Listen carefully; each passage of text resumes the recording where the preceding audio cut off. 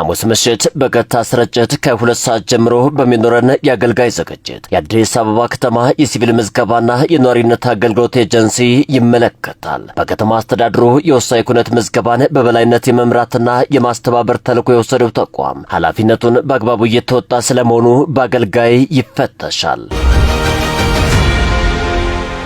የሲቪል ምዝገባና የነዋሪነት አገልግሎት ኤጀንሲ የወሳኝ ኩነት ምዝገባና የጥራትና የሽፋን ደረጃ ለመገምገምና ለመቆጣጠር የሚያስችል ጥናት በማካሄድ ምን ያክል ተግባራዊ እያደረገ ነው? አገልጋይ ይመለከተዋል።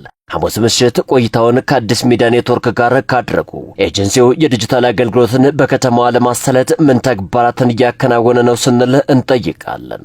አገልጋይ